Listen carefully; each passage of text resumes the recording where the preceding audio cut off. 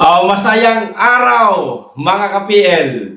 Sa mga nagtatanong, sa mga nagmemensahe po sa akin kung ano na daw po ang update kay Pangulong Duterte sa dahig, anak ng yawa. Bakit ako tanungin ninyo? Wala man ako nakapunta sa dahig kahit isang beses man lang.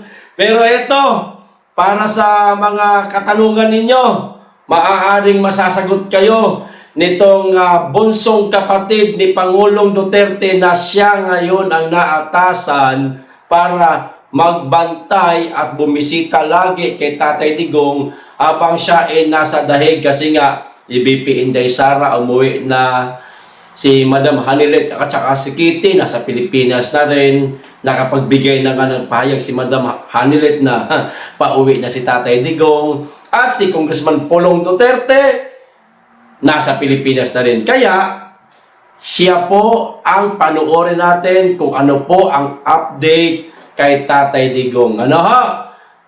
Nakakatawang nakakaawa nga lang ang kalagayan ngayon ni Tatay Digong, mga kababayan. Ayon po sa kanyang kapatid na si, pangalan to, nakalimutan ko, basta busong kapatid niya, ay nangihingi daw ng pera sa kanya si Tatay Digong, mga kababayan, para makabili daw po ng Coke. Yun lang talaga, napakasimple lang talaga ng kaligayahan o kasiyahan ng ating tatay. Basta wag lang mawawala ang Coke Zero, mga kababayan, sa kanyang hapagkainan. Bahala na kayo dyan, okay na yun sa kanya. Ito po yung video, panoorin po natin. Pero bago ko po simulan, makikisuyo sa mga hindi pa po nakasubscribe, baka naman, at pag-click na rin ang notification bell para updated sa lahat ng upload, at huwag niyo pong kalimutan paki-like at share na rin po ang video, mga kababayan, para malaman po ng ating mga kababayan buong mundo kung ano na po ang update sa ating Tatay Digong habang siya ay nasa loob ng dahig. Okay, eto na. Inyo sa Pilipinas, no? Ang huling balita natin kay Tatay Digong mula dito sa detention facility ay araw ng Biyernes, huling pagdalaw ni Kong Pulong kay Tatay Digong. Ngayon po, kakagaling lang po sa loob ng detention facility ni Mr. Bong Duterte. Siya po ang bunsong kapatid ni Tatay Digong. So, Sir Bong, kamusta po si Tatay Digong? He is doing well. Medyo malungkot lang because he cannot kwan yung sa outside world talaga ano na nangyayari. So I have to brief him about the election, the outcome ng election, both the local and the national. And he's very happy na I told him na you got a very overwhelming vote as mayor of Davao again. So masaya siya. Ano po sinabi niya in particular nung sinabi niyong tambak ang kanyang panalo?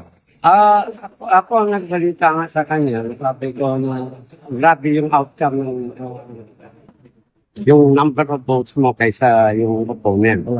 At saka kang Vice Mayor Bastieren, including si Congressman Pulong, and yung anak niya si Omar, also won the congressional seat sa 2nd District.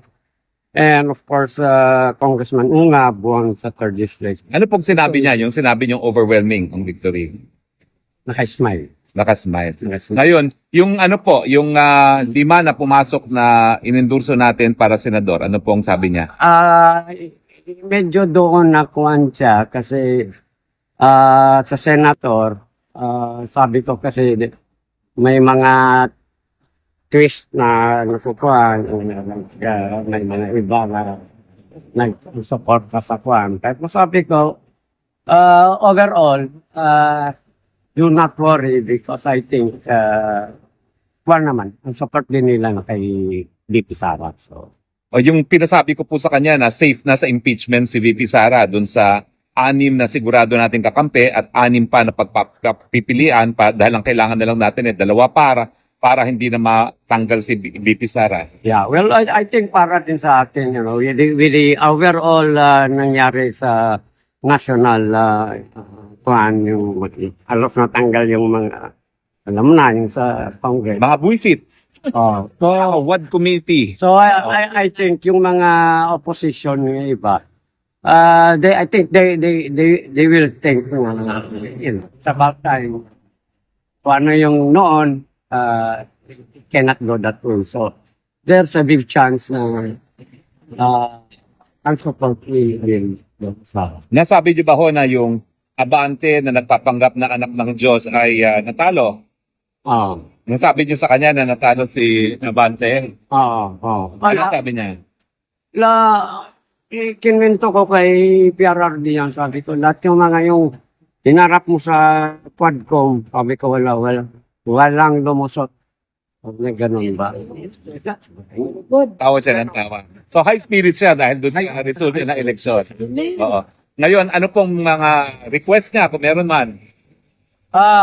Okay, ang sabi niya sa akin, paglapas ko daw, again and again, we would like to thank all those who supported him, moral support, all yung lahat na nandito na, because I told him na merong mga tao sa park na nag-consider. Sabi niya, ganun ba? Sabi niya, parang from the bottom of his heart. Talagang nagpapasalamat siya sa buong nagsusuporta sa kanya, not only ito sa park, worldwide, pati sa Pilipinas. At ang sinabi lang niya, hindi niya makakalimutan ito. Parang utang na loob mo sa umulahin. Napansin ko po, hindi yung daladalang labada niya. Naglalaba na ba siya on his own? Kinuhaan ko sabi ko sa guard na nagbabantay, sabi ko, I'm here to get his laundry. Pero parang sinabi mo na, they have their own laundry. Sabi ko, hindi na ako nag-insist. After all, ayaw mong maglaba no? Ganon. Pero, ayan, he's okay. High spirit siya. Sir, can we ask question as well? Yes, now, please. Sir, is Mayor Duterte aware na nananalo talaga yung dear friend niya na now Senator Attorney Rodante Marcoleta? Yes, I brief him all the because hindi na natin masabi na kasi hindi pa ito official. But I told him na yung as the counting went more or less ganito na lumusot. So in a way masaya siya. Masaya talaga lalo na sa Davao na lahat ng kuan niya lumusot. Walang kabila na. Tapos sir, ilang months mo nang hindi nakita si former president? Ako? Yes po. Since pagpunta nila sa Hong Kong.